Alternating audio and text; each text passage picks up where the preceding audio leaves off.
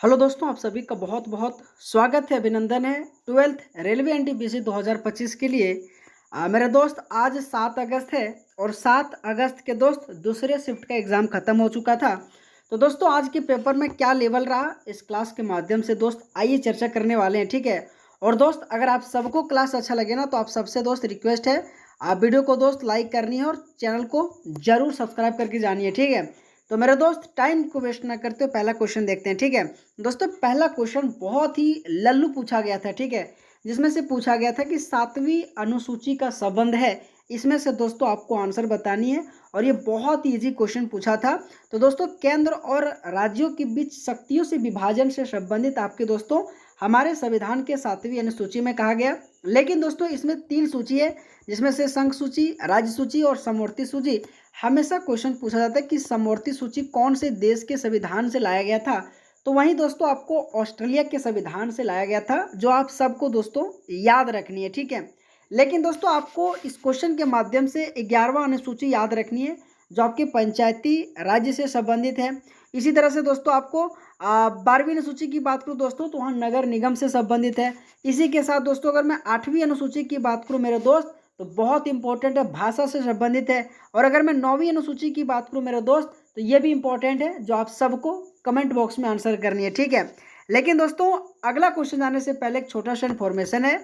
अगर आप RRB NTPC 12th level की दोस्त एग्जाम देने जा रहे हैं और जीके जीएस में वीकनेस है तो मेरे दोस्त मैं आप सबके लिए 2016, 2020, 2021 और इसी के साथ 2025 का अपडेटेड सीबीटी 1 में दोस्त जितने भी क्वेश्चन पूछा गया था टॉपिक वाइज करके दोस्तों हर एक क्वेश्चन दोस्त डाला गया है ना। मेरे दोस्त आज की इस क्लास में जितना लगभग क्वेश्चन मैं करा रहा हूँ ना, अधिक से अधिक दोस्तों क्वेश्चन इस ई बुक में से मिलेगा, ठीक है।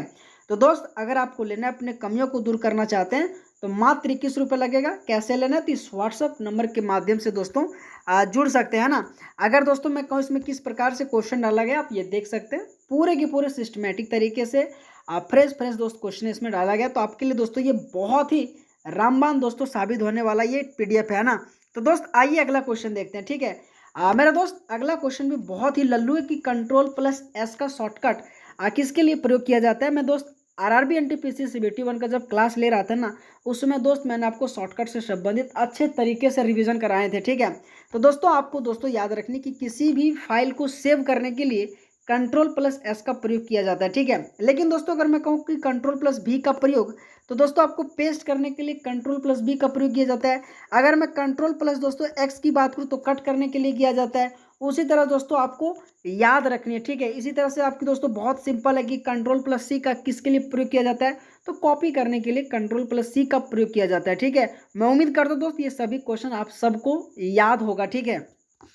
अगर दोस्तों मैं अगला क्वेश्चन की बात करूँ कि प्रोटोजोआ जो बीमारी है ना सो किसके कारण से होता है, ये भी क्वेश्चन बहुत ही इजी है। और दोस्त ये सभी क्वेश्चन आज के 7 अगस्त के सेकेंड शिफ्ट में दोस्त पूछा गया था। मैं उम्मीद करता हूँ दोस्त आप सबको ये क्लास अच्छा लग रहा है। अगर दोस्त आप सबको क्लास अच्छा लग रहा होगा ना यार तो कम से कम यार वीडियो को लाइक करके चैनल को जरूर सब्सक्राइब करके जाना, ठीक है।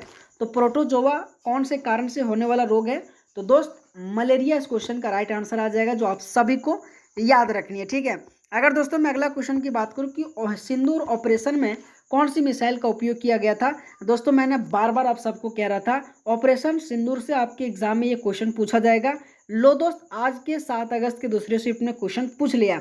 दोस्त अगर आपने अच्छे तरीके से ऑपरेशन सिंदूर से संबंधित क्वेश्चन याद किए होंगे दोस्त इस क्वेश्चन का आंसर आपने दिए होंगे, ठीक है। तो LRSAM जो दोस्त एक मिसाइल है और इन्हीं का उपयोग ऑपरेशन सिंदूर के लिए किया जाता गया था। और दोस्त अगर मैं कहूँ ये भारत और इजराइल ने मिलाकर जो कि बनाया था, ये भी पॉइंट याद रखिएगा, ठीक है। मैं पुनः कह रहा हूँ ऑपरेशन सिंदूर में कौन सी मिसाइल का उपयोग किया गया था, LRSAM का उपयोग किया गया था और भारत और इजराइल दोनों ने दोस्त मिलकर ये दोस्त मिसाइल को निर्माण कराया गया था, जो आप सबको याद रखनी है, ठीक है।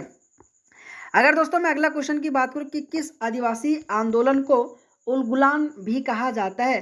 दोस्तों आपके एग्जाम में ये क्वेश्चन हमेशा आदिवासी से संबंधित आंदोलन से संबंधित क्वेश्चन आपके एग्जाम में आप पूछा जाता है, ठीक है।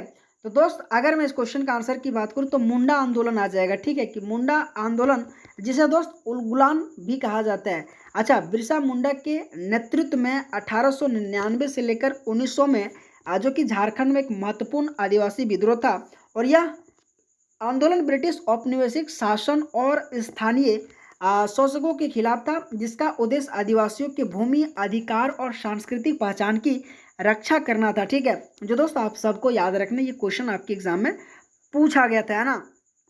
अगर मैं अगला क्वेश्चन की बात करूं दोस्तों, डिफेंस जो कि एक्सरसाइज सी से संबंधित एक क्वेश्चन पूछा गया था।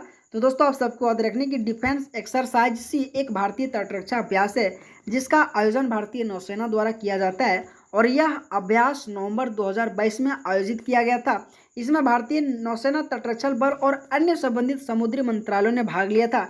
इसका उद्देश्य समुद्री सुरक्षा को मजबूत करना और तटीय सुरक्षा को तंत्र को सक्रिय करना था, जो आप सबको याद रखने में पुनः कह रहा हूं दोस्त, आपके एग्जाम में 3 से 4 क्वेश्चन करंट अफेयर से पूछा जा रहा है। ठीक है, जिसमें से एक क्वेश्चन आपके स्पॉट से पूछा जा रहा है और 1 से 2-3 क्वेश्चन करके इधर उधर से पूछा जा रहा है।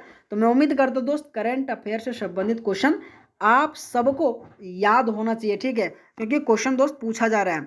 अगर मैं अगला क्वेश्चन की बात करूं कि SC/ST किस अनुसूची में है, दोस्त मैंने कहा ना आपके एग्जाम में अनुसूची से संबंधित क्वेश्चन पूछा गया था, जिसमें से पहला दोस्तों सातवां अनुसूची से लल्लू क्वेश्चन पूछा, फिर दोस्तों आपके कंट्रोल प्लस दोस्तों आपके ऐसे दोस्तों पूरा लल्लू क्वेश्चन पूछा, फिर दोस्तों आपके SC/ST की इस अनुसूची में ये भी दोस्त बहुत ही लल्लू क्वेश्चन है। ठीक है, तो दोस्तों आप सबको याद रखनी है कि शेड्यूल कास्ट जिसे अनुसूचित जाति कहते हैं और आपके शेड्यूल ट्राइब जिसे दोस्तों आपको अनुसूचित जनजाति के नाम से जाना जाता है, उनका उल्लेख अगर मैं कहूँ दोस्तों तो 5वीं और 6ठी अनुसूचियों में दोस्तों कहा गया, जो आप सबको याद रखना दोस्तों, उनके अनुसूचित क्षेत्र और उनके जनजातीय क्षेत्र के प्रशासन से संबंधित SC और ST दोस्तों के बारे में कहा गया। 6ठी और 5वीं अनुसूची में दोस्तों इसका जिक्र किया गया, जो आप सबको याद रखनी है। ठीक है मेरे दोस्त, मैं गारंटी के साथ कह सकता हूँ 11वां और 12 दोस्तों आपके एग्जाम आने वाले शिफ्टों में दोस्त पूछे जाने की अति संभावना है, तो दोस्त आप सबको याद रखनी है। ठीक है, अगला क्वेश्चन है कि बुकर पुरस्कार 2025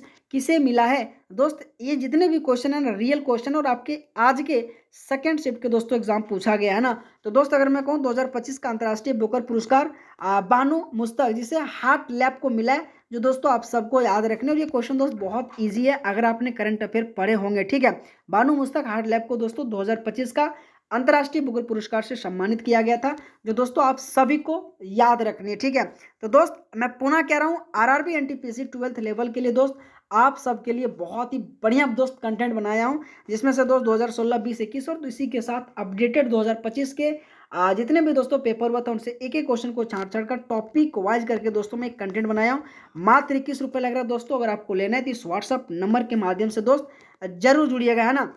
दोस्त ये मैं पुनः कह रहा हूँ यार, अधिक से अधिक क्वेश्चन दोस्त इसी मेरे PDF से मिल रहे हैं ना, तो दोस्त आपके लिए बहुत अच्छे तरीके से मेहनत करके एक एक क्वेश्चन को दोस्त बनाया गया। ठीक है, तो दोस्त आपका बहुत बहुत स्वागत है। मैं पुनः कह रहा हूँ दोस्त किस तरह से क्वेश्चन आप ये देख सकते हैं, इसी तरह के दोस्त क्वेश्चन आपको हर एक दोस्तों PDF में मिलेगा, जो बहुत अच्छे तरह से सिस्टमेटिक तरीके से एक एक क्वेश्चन को बनाया गया। ठीक है, तो दोस्त अब की बार NTPC अंडर ग्रेजुएट एग्जाम पर इस व्हाट्सएप नंबर के माध्यम से जुड़िएगा।